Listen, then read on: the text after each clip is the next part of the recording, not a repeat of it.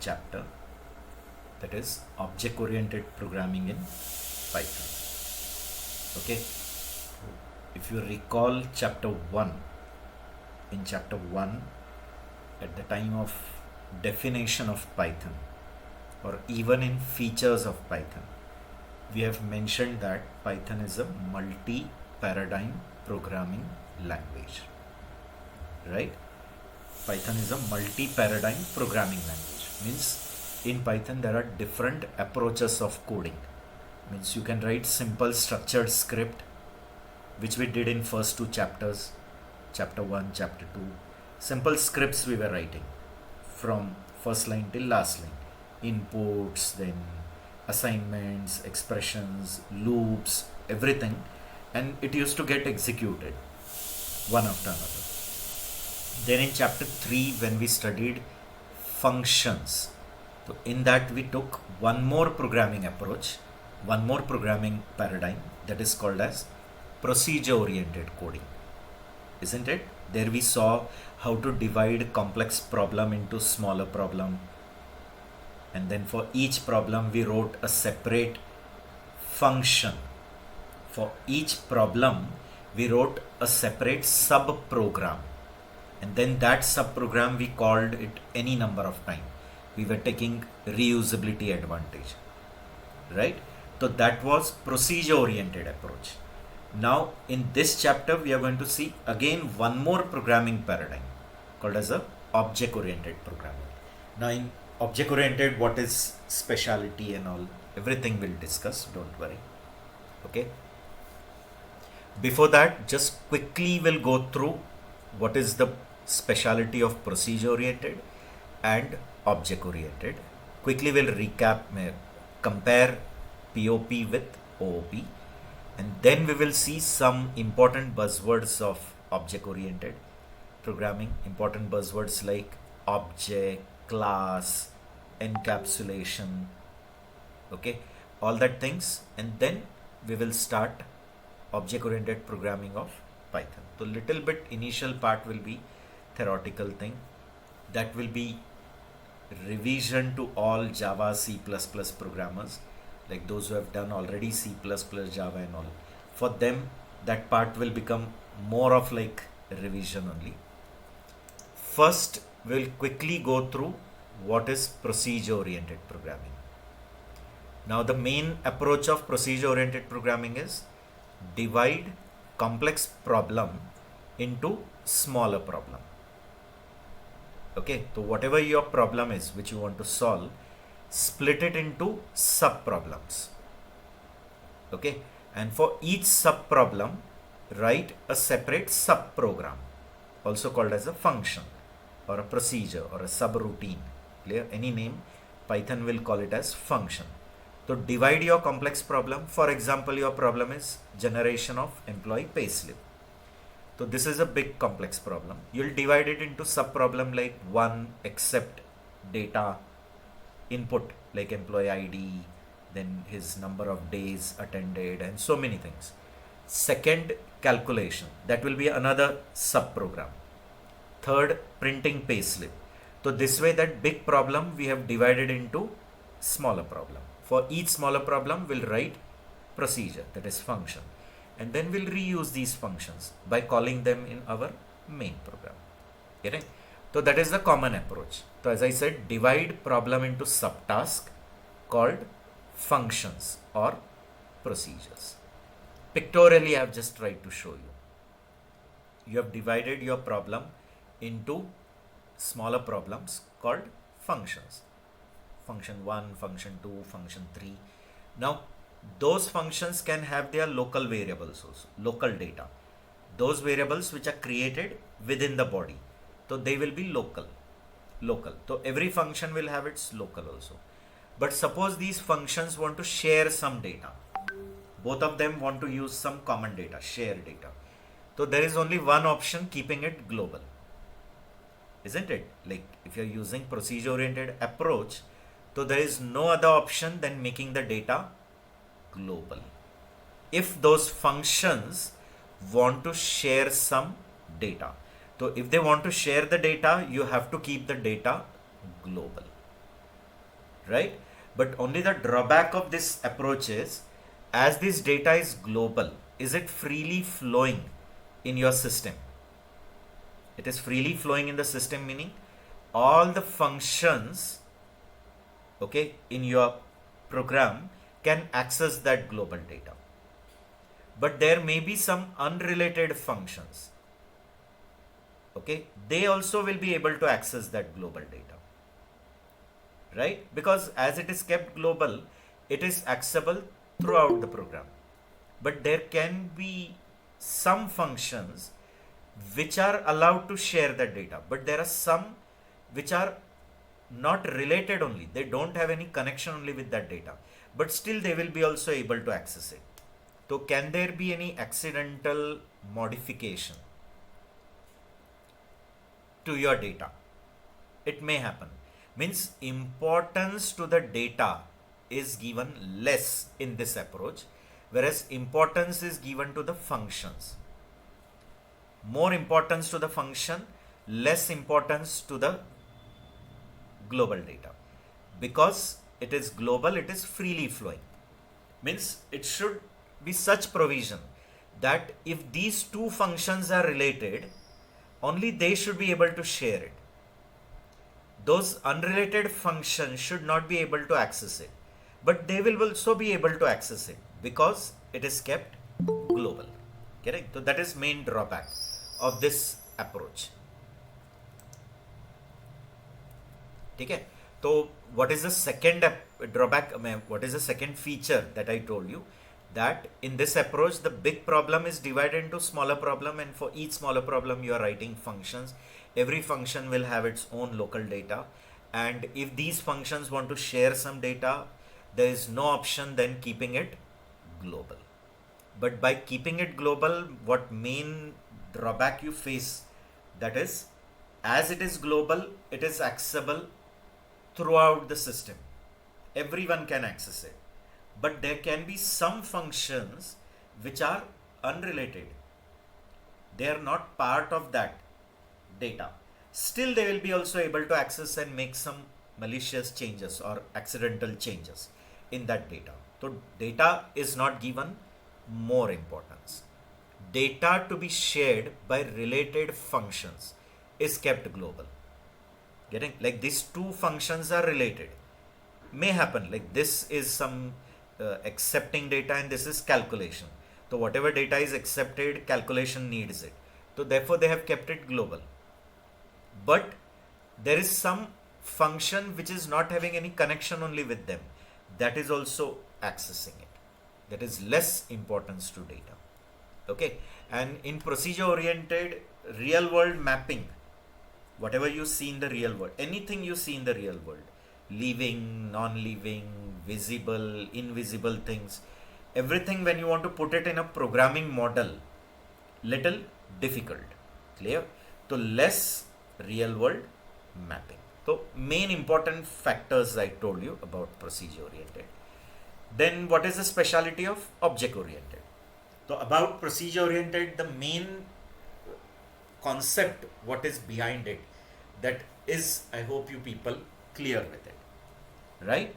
The main concept is, whatever is your problem, a big problem which you want to solve, divide into sub problem. Like if the problem is inventory system, they will split up into clear different subtasks. Like one will be concerned with sale only, one will be concerned with purchase only, one will be concerned with maintaining suppliers, one will be maintaining your customers, and many more things. So in that you are splitting it into subtask, and for each subtask you are writing functions. Every function local, and if there are related functions, they can share the data by keeping global. But as it is global, it is freely accessible everywhere. So some functions may accidentally make modification to the data. So importance to the data is less, and real world mapping poor.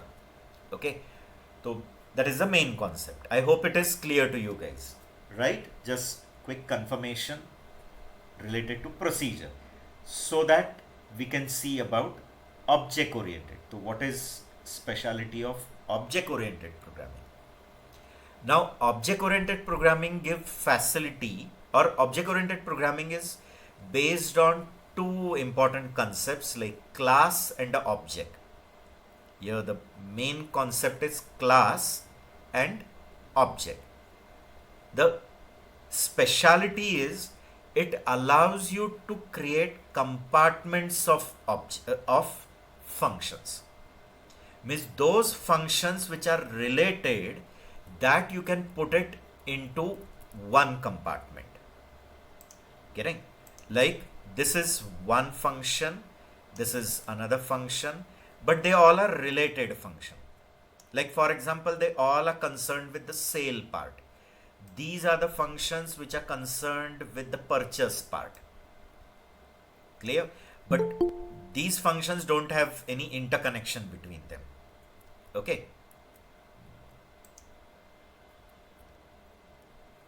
So these three functions are related. These three functions are related. If it's an procedure oriented, they will write all 6 functions at a time in one program only.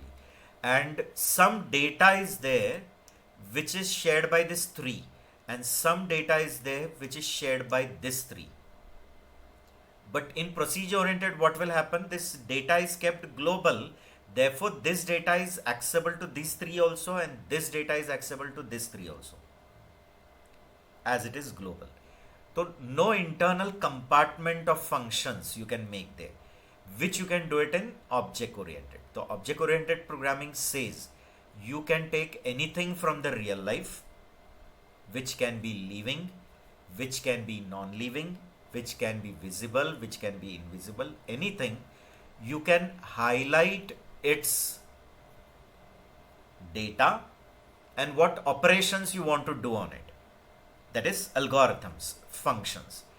And you can put them into separate compartments, which is called as actually class. Clear? So sub-compartments or internal compartments in which you can only put related functions and their related data.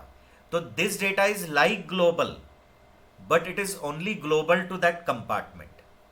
Means all the functions which are there in that compartment only can access this data. It is not freely flowing throughout the system. So it looks like global data, but it is global only to the functions which are belonging to that compartment. Clear? Here we can create a separate compartment called purchase, separate compartment called sale, and all the functions which are within that compartment can only access that global data. Means this global data is flowing only within that capsule. You can call it as a capsule. So within that capsule, all these behaviors can access this. So here you have implemented your algorithm, your logics, getting where these data is this data is getting manipulated, accessed, but only within the compartment. Okay, and then later we can create copies of it called objects, and then these objects can interact with each other. So once you create a compartment in which you will add functions, you will add data, and then we call it as a class, and then we can create copies of that class called objects, and then objects can interact with each other. So that is the main goal over here. And here you can observe importance to the data is given. Getting? Data is not freely flowing throughout the system. Okay, is it flowing throughout the system? No, it is only available to that particular capsule only. And because of that, abstraction is also there. Abstraction level means data hiding. Okay, it is not easily accessible to everyone. Only within that capsule only the data can be accessed.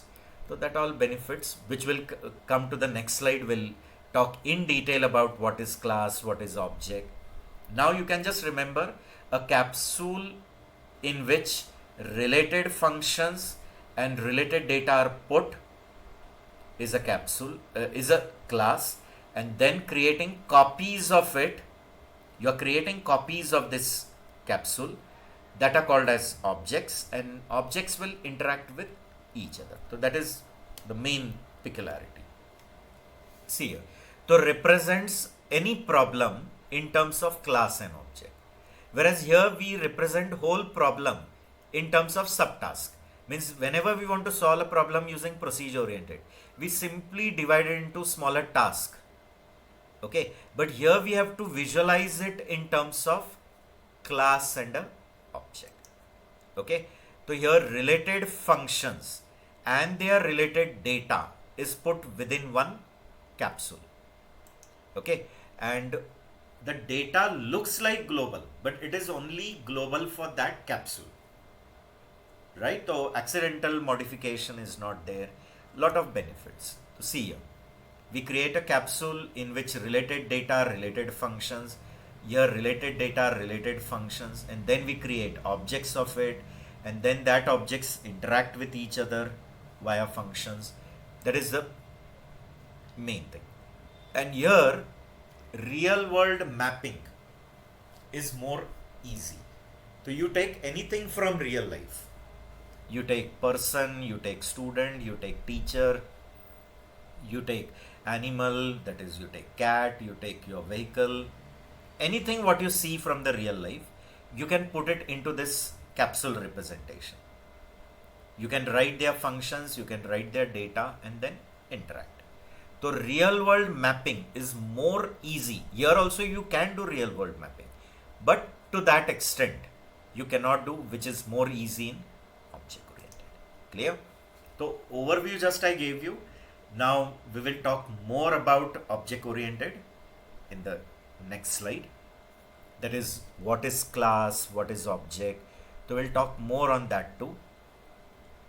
But before that, just one note point, that in Python everything is an object, and this point I have been telling you many times in the past chapter. Like Python is a pure object oriented. In Python everything is ultimately converted into an object, and if it's an object, so it belongs to some class, because just now I told, no? Clear? Here in the diagram I said that this capsule is a class and the copies of that capsule are objects. So when we say everyone is an object in Python, so obviously it belongs to some class or the other. Clear? It is going to be a member of some class. Okay, so that is in Python each and everything is an object. Right? Even functions are also internally converted into object. That is the peculiarity. Clear? See here, I'll try to justify it. You create an integer variable, then also it's an object. You can print and see its data type. Does it tell that it is belonging to class integer? You are writing string ram, and now you're printing type of x. It will tell that it belongs to class str. Even if you create function, see def foo, and within that function you're just printing something. Clear? And if you check the type of foo, it is also an object, and it is object of class function. See here, class function. The function is one class in Python, and every function which we create, they all are ultimately objects of this class. Kidding? That is the speciality. So just make that point also clear, that Python supports both programming paradigm. This we have been talking again from long back. Like in first chapter and second chapter we saw just structured scripting. Chapter 3 we saw procedure oriented scripting. Now in this chapter we'll be seeing object oriented scripting. So with this it proves that Python is a multi-paradigm programming language. Same like JavaScript you take, or you consider Python, PHP and all are also same.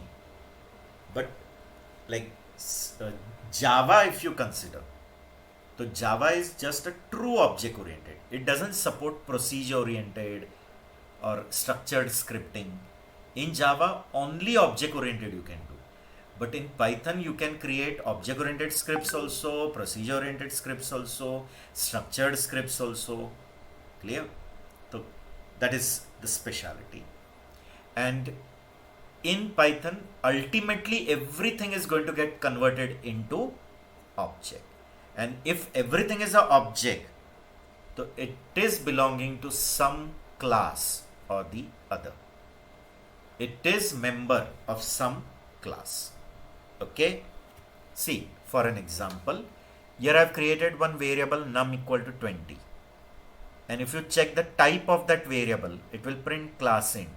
This proves that it is an object of class integer.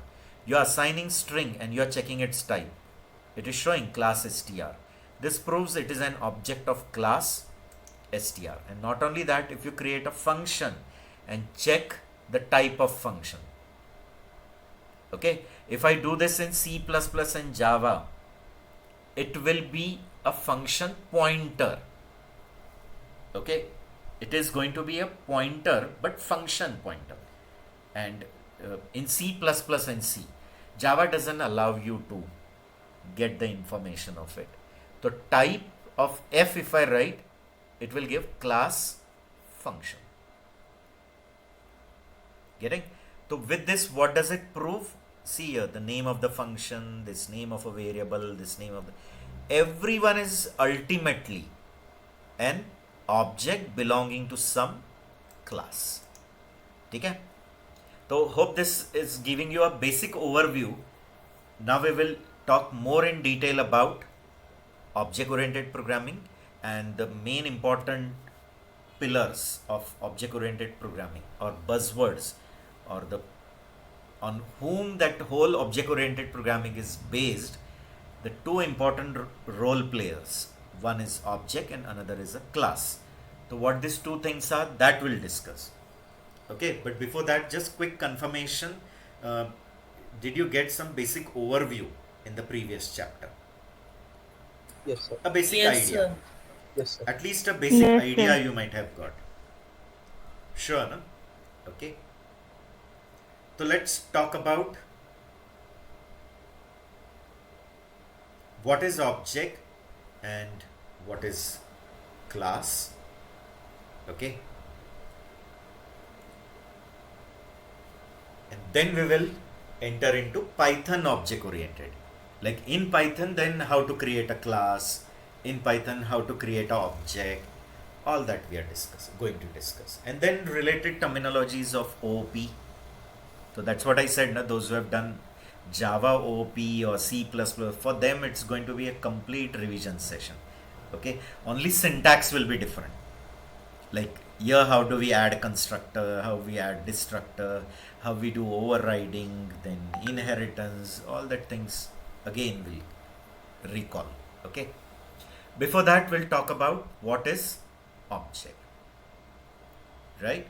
So from programming perspective, you can say object is an software entity representing some real life entity. So whatever in real life you see, anything, okay, you take a living thing, a non-living thing like student, teacher, doctor, whatever, receptionist, anything you take, okay, or you can take animal, cat, dog, fish, whatever. Non-living things you can consider table, chair, bill, receipt, whatever you see. Some are visible also, some are invisible. Invisible like time, date, okay, date and time. They are also real life things, but which are not visible to us. We just get the effect of it, but we cannot see it, right? So you can say any real life entity, but when you put it into a software model, then we call it as an object. Okay? So in very simple terms, I am saying it's a software representation of real life things. whatever you see in the real life, you're putting it into a software representation. Then we call it as an object. Okay. What is an object? I hope it is clear.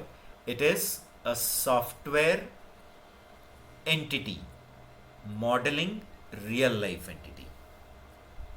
Real life things represented in programming world will give name to it as object. Okay. Now all these entities, whatever they are from the real world, and you're trying to put it in software model, they all have two important things. Clear? Actually three.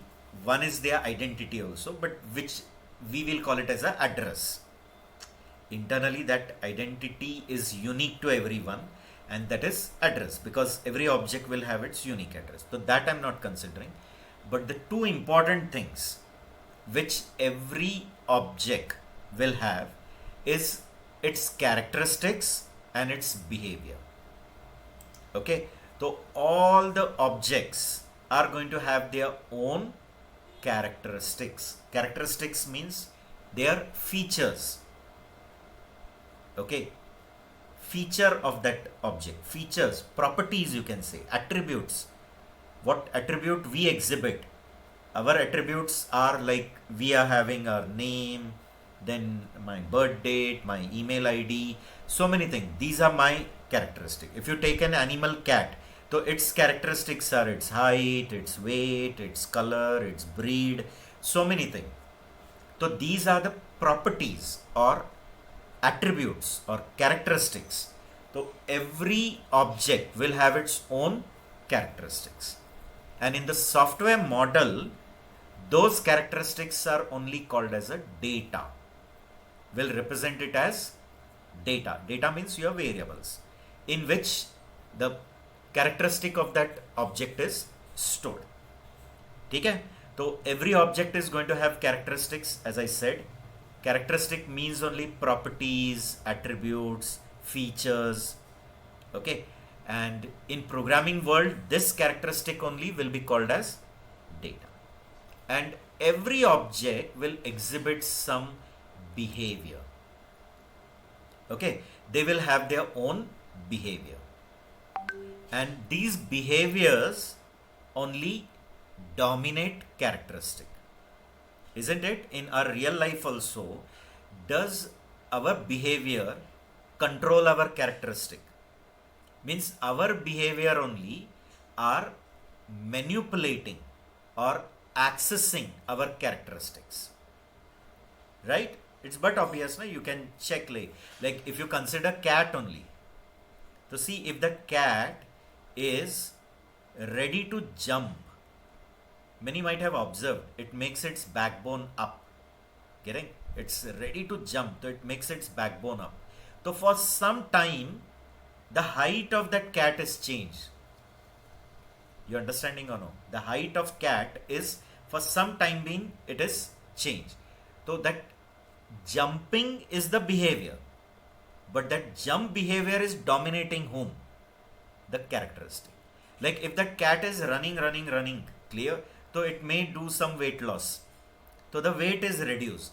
So running is the behavior, but that running is controlling what?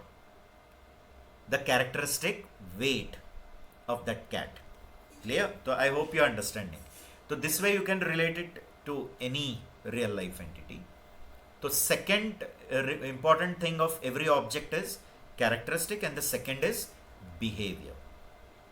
And behaviors are accessing, or behaviors are controlling, or behaviors are dominating, or they are modifying our characteristic. So therefore these behaviors only will be called as functions in the software world, because within the function only you will be writing algorithm, your procedure, in which this characteristic will be what? Getting accessed or manipulated.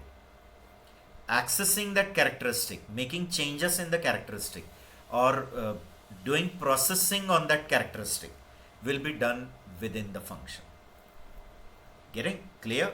So I hope it is clear to you that every object will have a characteristic, every object will have its own behavior. And like in real world, behaviors dominate characteristic. Behaviors control characteristic. So in programming world, functions control data. That is, functions are accessing or functions are manipulating the data. Okay, see here. So like behaviors control characteristic, in programming world, functions control data. Do you agree in the real world, our behaviors only modify our characteristics? Yes or no? I hope many of you will agree that. Correct? I gave an example of cat. Okay, you can take any example. Like if I take an example of a real world entity, car. So car is going to have characteristics, right? It will have its make, its model, its engine capacity, and so many things, mileage and all. Getting?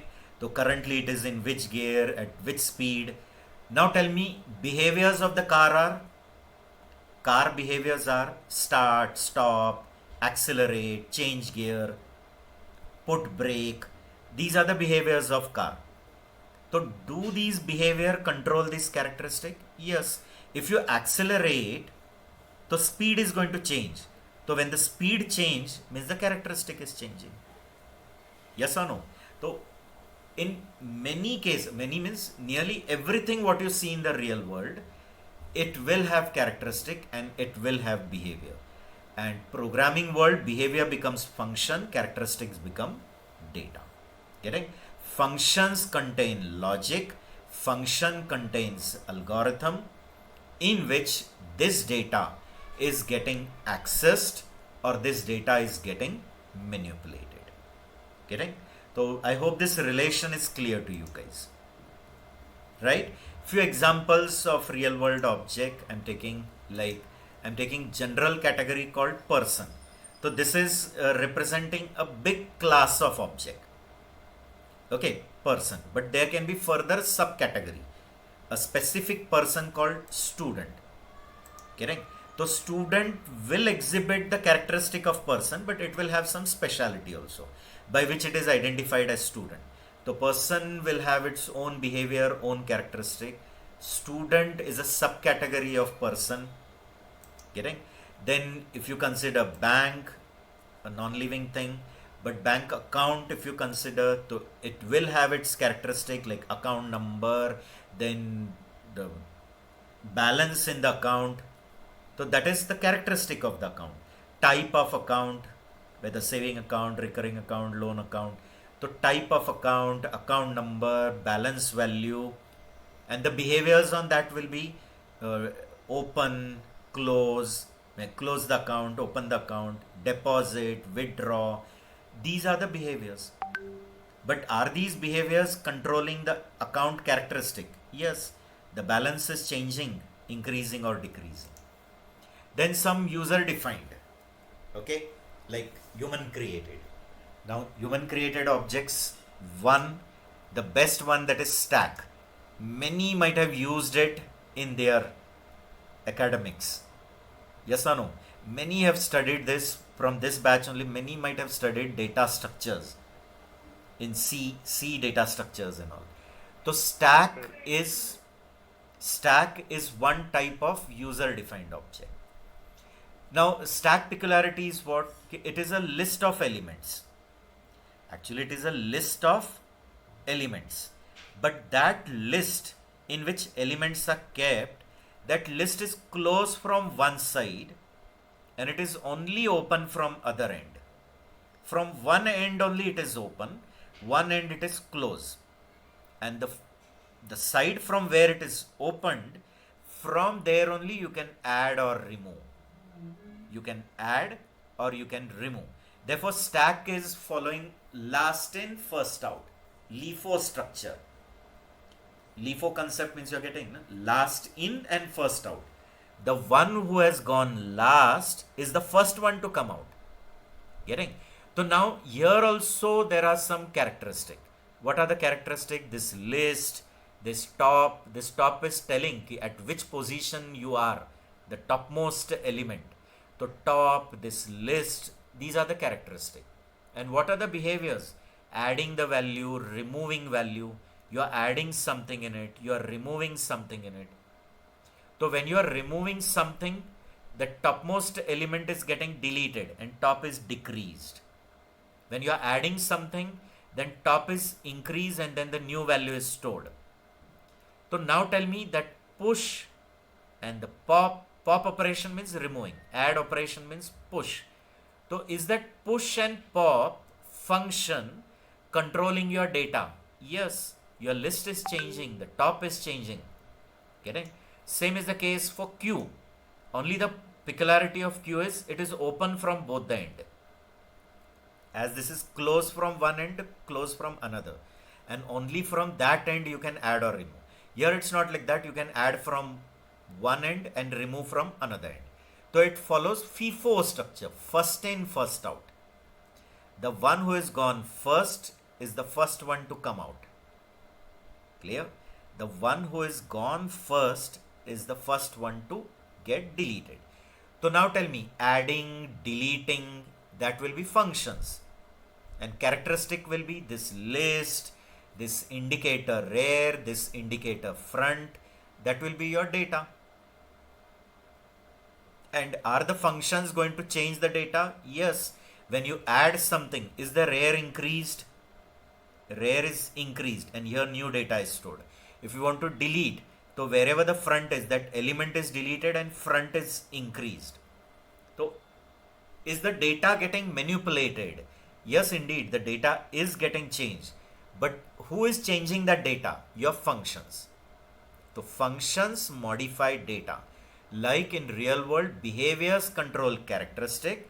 In programming world, functions control data. Getting?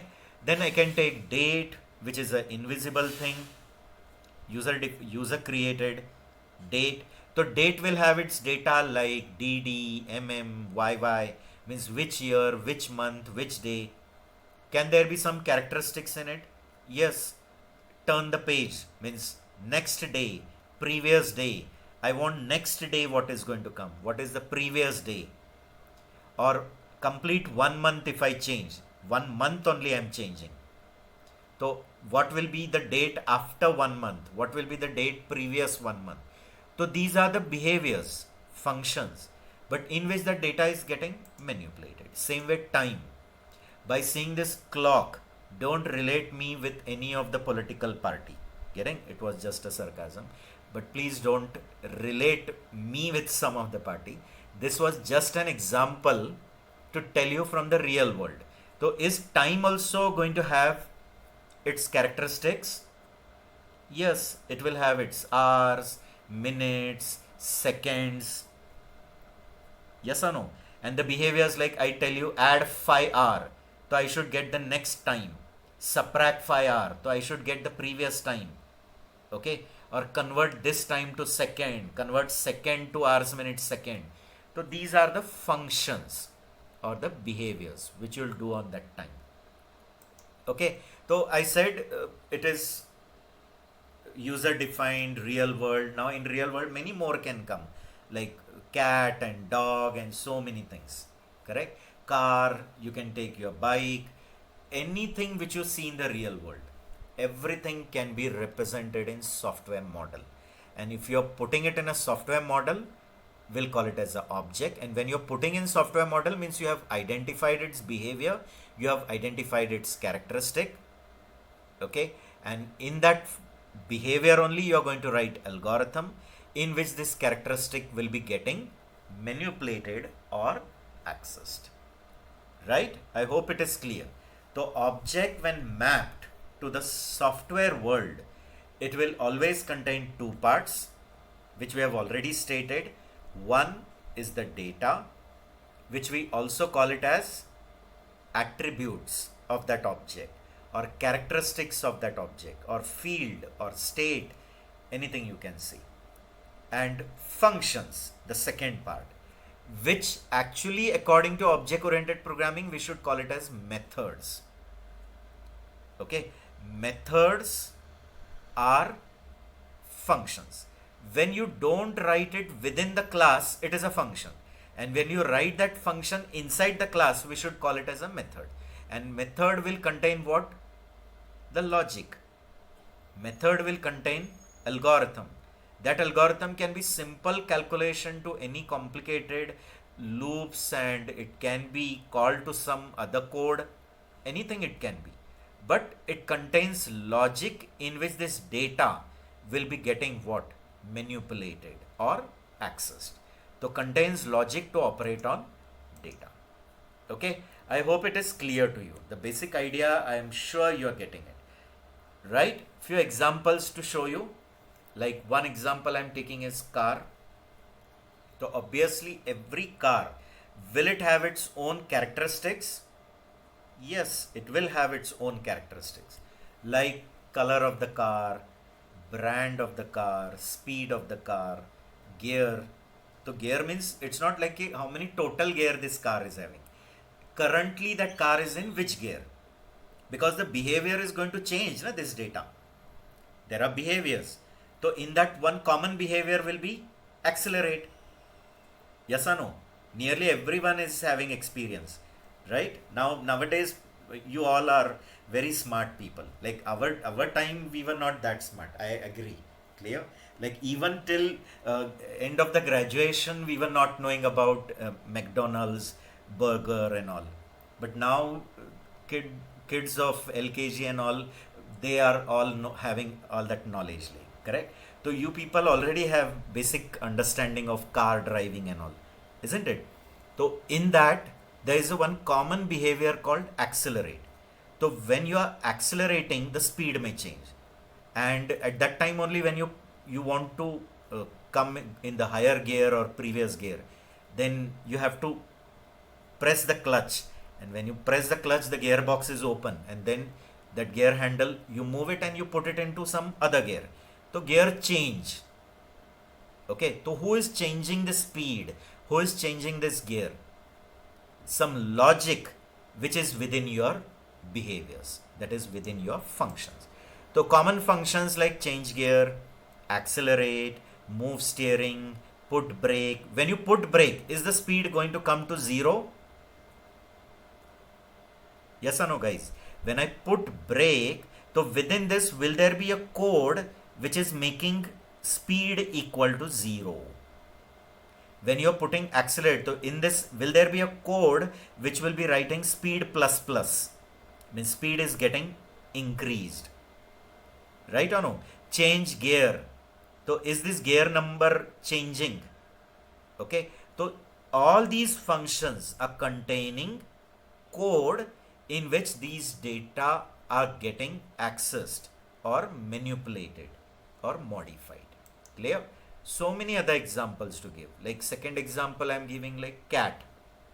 So every cat will have its own characteristic like color, height, weight. There can be one more thing called breed of the cat. And will cat also have its own behavior, functions?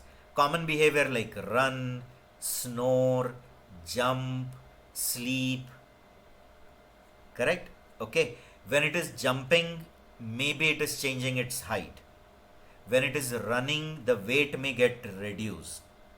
Weight may get reduced if it is running. So in short, all these behaviors are controlling this characteristic. Okay. One more example to give, like balloon, a non-living entity balloon if we take. So is this balloon also going to have its own common characteristics? Yes. Color of the balloon, the diameter of the balloon, then the shape of the balloon, then the type of filling, on what that balloon is filled. Is it gas filled, water filled, air filled? Okay, so many characteristics. So type of the balloon, diameter of the balloon, the shape of the balloon, the color of the balloon. And will balloon also have some behaviors? Yes. Like as you go on filling the air, it starts showing its behavior like expand. Isn't it? Then if you put a pin on it, so it will burst it. So burst is one behavior. It will create a noise. It's another behavior. And it will again get reduced to zero size, so that is deflate. Are these all behaviors again controlling this characteristics? Yes.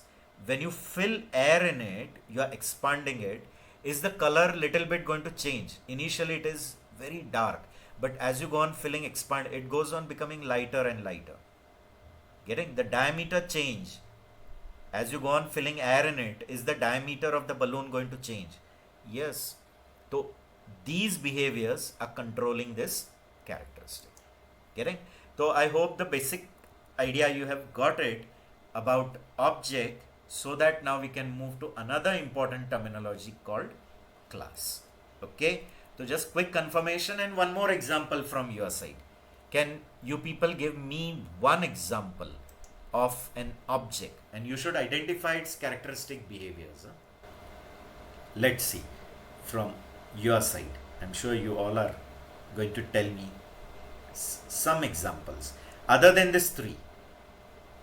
You're all intelligent guys.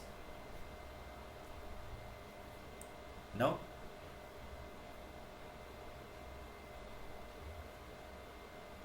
No one? No? Shweta, Rajesh, Sanjay, Sakshi, Sneha, Swarna, Vrishali, Sanket. Sanket, please join on time. You joined too late. No? Astik and all. Let's see. You should identify the properties, you should identify behaviors and tell me. No? I'm waiting for you guys. Arey, you're taking too much time. Whereas till now, as many batches, this is the batch with more experienced members.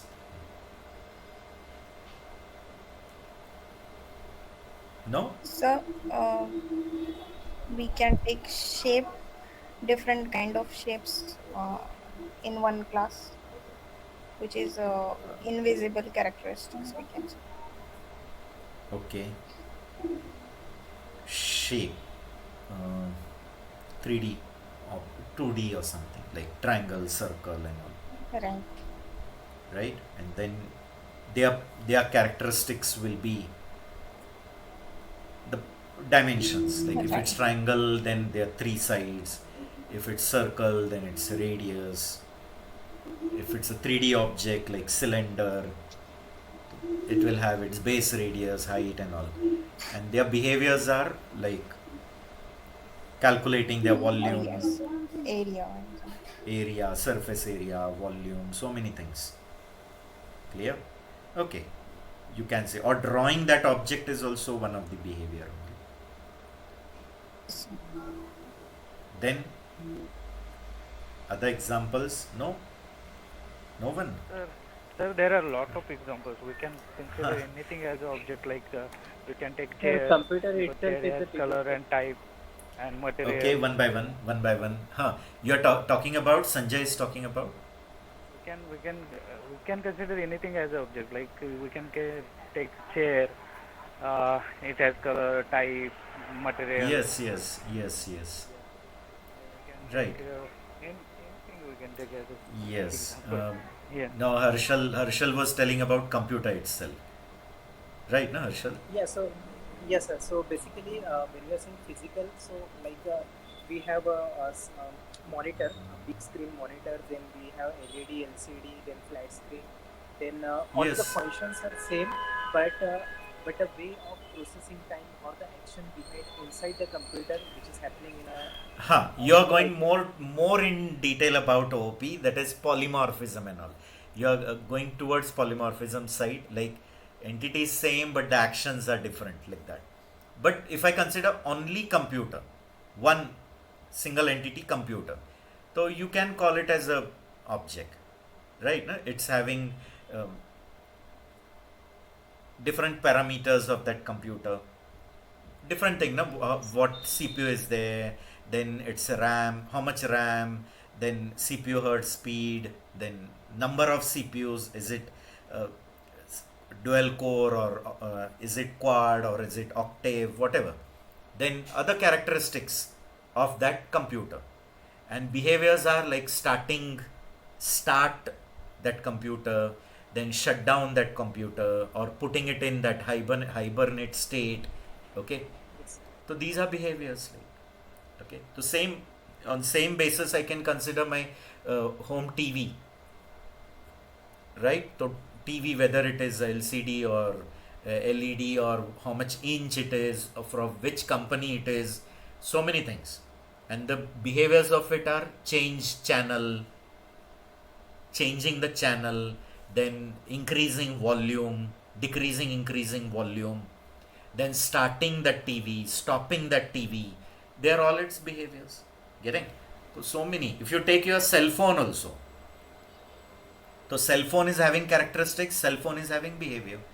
You start the cell phone, that is power on, then increase volume, decrease volume. Getting? You dial some number, so that are behaviors. And characteristics of your cell phone, which company cell phone, how much internal memory, and how many hertz CPU is there in that cell phone, all that character, which OS is there on that cell phone, they are all characteristic. So I hope lot of examples, right? No? Okay, so anything which you see in the surrounding, you can identify it as an object, and you can study its characteristic, you can study its behavior. Now moving to the next important terminology, that is class. And remember, object and class are companion words. Concept is different, but they are used at a time. Means you have to use word class and object collectively. Getting? Means without class you cannot have an object, or the existence of object is without a class. If class is not there, you cannot create objects, or object doesn't exist without a class. Okay? Now coming to class, just from a definition point of view, not from a programming aspect. Okay, just for a common man, if I want to tell what is a class, so you can say it is a group of objects. It's a group of objects of same type. Same type means those objects which are sharing same characteristics, same behavior. Objects whose characteristics are same, behaviors are same, their values can be different. Like one cat, height can be different than the other cat. Color of one cat can be different than the another. Weight can be different. But the behaviors both the cats share same. Getting? So what I want to say is the characteristics are same, the behaviors are same, but the values of that characteristic are only changing. Then they form one group called as a class. So you can say class is representing whom? Class is a group of objects of the same type. Getting? Or it is a collection of objects which are sharing similar characteristics and similar behavior. Okay. You can say objects are members of the class. Objects are members of the class, or objects belong to class. You understanding? Right? Like in set theory form, we say set is a collection of objects or elements of different type. So these all elements which are having same characteristics, same behavior, they are object, but they belong to one category. Okay, so that category is called as a class. Okay, more to elaborate on it, you can say class is representing the nature or the form of the object. It is describing the object, or it is describing the nature of your object or the form of the object. Getting? Or you can say class acts like a blueprint. Class acts like a design. Okay? Or it acts like a template. You understanding? I hope you are relating it. So it acts like a template, or it acts like a blueprint, or it acts like a design, and the objects are production of that design. You understanding? Like an automobile engineer, he has designed that complete car. Clear? The car design has done. Nowadays the softwares are used for designing. There are many, that Pro E and so many other. So he has designed it, where the wheels will be, where the engine will be, how the power generation will be, everything. Then how the bonnet will open, and how much distance for the bonnet, how much for dicky. All that things are measured, and everything he has designed it. The blueprint is created. Okay, and now that design of the car will be given to the production people, and production people will make many copies of that design, and that many copies which are coming on the road, abundant of what are coming, the cars are coming, but that cars are made by using one design which that design engineer gave. So the design is the class. Okay, and then hundreds of cars which are made from that design, and that cars which are coming on the road, they are the objects. You understanding? Why? Because all those cars belong to that blueprint. They all belong to that design, or they belong to that category. You understanding? Clear? Like one car and another car, chassis number will be different, the color will be different. Clear? But they all are made from one design only. Clear? If you take a civil engineer, so he'll create a complete blueprint or the design of that flat. It's a 2 BHK flat, 3 BHK flat, a bungalow. So complete design is made. Okay, which room will have how much dimension? Within which room, where all the things will be placed. Getting? And once that 3 BHK flat is made, the design is made, then the actual masons and all, those people will create many flats of that design on one floor. Like on one floor there are 8 flats. So all 8 flats are following the same design which that architecture gave. You understanding or no? But that 8 flats are objects. But that all 8 flats which we made, that we did it from one design. Okay, so in short you can say class plays a role of a template. Class acts like a design. Class acts like a blueprint, and objects are copies of that blueprint, or objects are production of that blueprint. You understanding? Other example, very common example I can tell you, like in school days we used to use this stencil, plastic stencil, right? Plastic stencil, red, yellow color, and in that different shapes, circle, square, right, diamond. And then what we used to do, we used to keep this stencil on one card sheet. Okay, and I want many circles, I want hundreds of circles. So what I used to do, this stencil I used to keep on this card sheet, and by pencil I used to do marking. Getting? Fast I used to mark it, and then through scissors I used to cut it. Getting? So I was getting hundreds of circles from this card sheet. Hundreds of circles from this card sheet. So these hundreds of circles from the card sheet which I've got, they are the object. But they all are made from this design, this stencil, which I placed on it and then I marked it. You understanding what I'm trying to tell you? Clear? So this stencil is the class, and these hundreds of circles which I have created from that one big card sheet, these are the objects. Getting? Other example, common example, when mom prepares, in summer there was season of mango. So commonly amras and puri, right? Amras, puri. So to make that puri, right, she used to spread the dough through the roller. Dough of wheat dough, whatever it is, maida dough and all. So she used to spread it first, that dough, and then bowls at your home, circle, she used to press on it.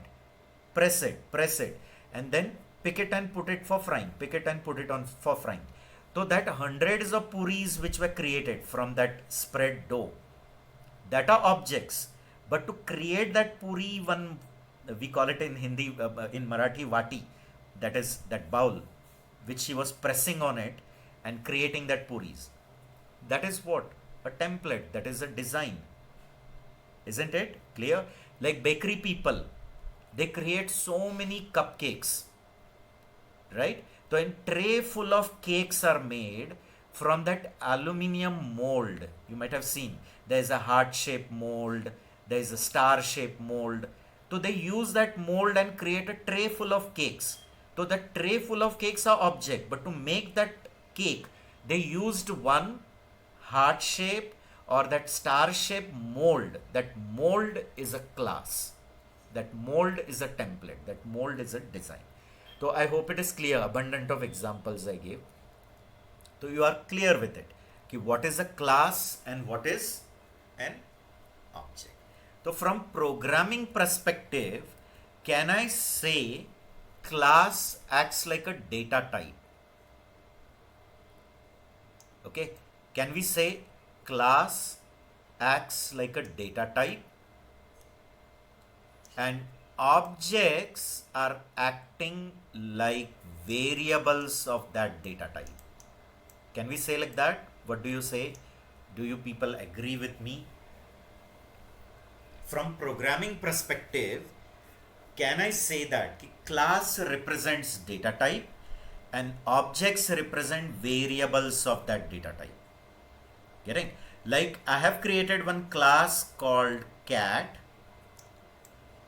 and then I created variables of cat called money and kitty, suppose.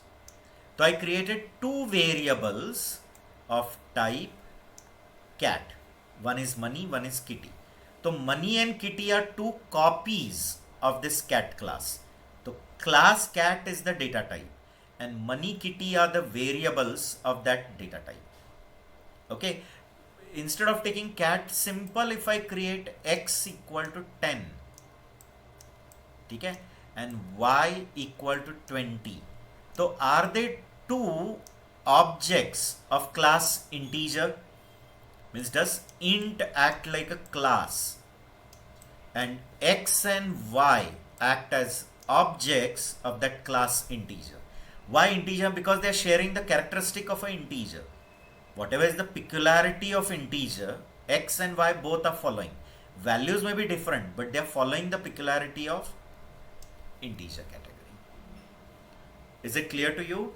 So in programming perspective, we can say class represents data type and objects represent variables of that data type. Okay, so just quick confirmation, or we'll go through the slide and after that again I'll ask you guys. Okay, so as I said, what is collection? What is class? So class is collection of objects of similar type. So all those objects which belong to one similar category, they form their own group and the name of that group means class. Getting? Like you all are belonging to one category called student at this moment. Getting? So you all are satisfying the characteristics and behavior of a student. But you individual, getting? If you consider Sanjay, Harshal and all, so you individual are objects. But you all are belonging to one category called student. So student is the class and you all are copies of that student class. Means you all are objects. Clear? Set of objects that share same characteristic and same behavior is called as a class. So can we say class is a set of objects, but those objects which are having same behavior, same characteristic. Values of the characteristic can change, but the characteristics are same. Getting? Now you can say class describes the nature of the object, the form of the object, how the object will look, how the object is going to be. That is described by the class. You can say class is acting like a blueprint. It acts like a template. and object is the production of that blueprint. And blueprint is the design. As I said, from automobile point of view, you can say it is a design and object is the production of that design. Getting? Okay. Can we say they act like a data type? Yes. Every class acts like a data type. And objects act like variables of that data type. And I have already told you that every object is having its own characteristic, own behavior. So obviously in this data type, what will be there? The characteristics and the behavior. The characteristic will be called as data and the behaviors will be called as methods or functions, right? And objects are the copies of that class. So can I say n number of copies? So n number of copies means instances which you create from that design or from that blueprint. They are called as objects. Okay. Also we call it as instance. Instance means only copy, copy means only object. Okay. And programming perspective, we can say class is similar to data type and object is similar to variable. Okay. So class will represent data type and the copies of that class, which we also call it as instance, they are objects which represent variable. So in short, are objects going to take space? Who take the space? Does class take the space, or class will take it but only once for its bytecode? Okay, but repeated space who will take? Duplicate space. Obviously who will take? Objects. Yes or no? So all objects actually take what? Space. Right? Okay. See here. So class never takes memory. But who takes memory? Objects. They are copies. Same way, when we create a variable of type integer, so does that int class take memory? No. But when I create x and y as a copy of that int, so that copies take memory. Okay? I hope it is clear. Now this I am just telling you from that example which I said, like when we create cookies, you can take an example of cookie. Okay, so dough means you know, na? Like wet flour which is mixed, म्हणजे आपण मळलेलं पीठ in Marathi we can say. So that dough is spread by the roller. By the roller it is spread, and then this aluminium or plastic mold I am having. See here, like plus sign. I'm going to keep pressing on that dough. I'm just pressing it, and then after pressing this part I'm picking and keeping it aside, because this for baking I want to send it. So these multiple copies which I've got and I've kept it aside, these are all objects. Clear? But they all belong to one similar category. Correct? So they represent one class. Clear? So class as a set of object, and these are that individual. This thing is picked from here. This, after pressing that part, I've picked it and kept aside. Picked it and kept aside. Now all they are sharing same characteristics, same behavior. Getting? So their group will be called as a class, and the member of that group will be called as an object. Getting? This also I can take. This is the design of that car. Okay, and from that many cars are made with different model names they give. Like you consider simple Maruti car also, main model is same, but in that they have variations, na? Like LXI, VXI, then some is looking same but it is diesel based, some is CNG based. Getting? But look is exact same, but one is a diesel based or another is a petrol based, some is CNG based, it can be a electric also. So accordingly we can say their model names they change. Okay, so I hope the concept of class and object is clear to you, right? Then coming to encapsulation. Now, Python doesn't follow all this in that strict way. Python is not that strict in all these features. Okay, so next is encapsulation. But is the difference between a class and an object clear to you guys? Just give me quick confirmation. Yes, sir. Okay, don't delay in Yes, sir. responding. Yes, sir. Okay. Yes, sir. Now, what do you mean by encapsulation? Encapsulation, very simple mechanism. Process of creating class. That simple. Like taking any real life entity, okay, for whom you want to develop software. So any real life entity you'll take, you'll study its characteristics, okay, you'll study its behavior, clear, you'll call it as functions, and then those related functions and that related data on which the manipulation and access is going to done.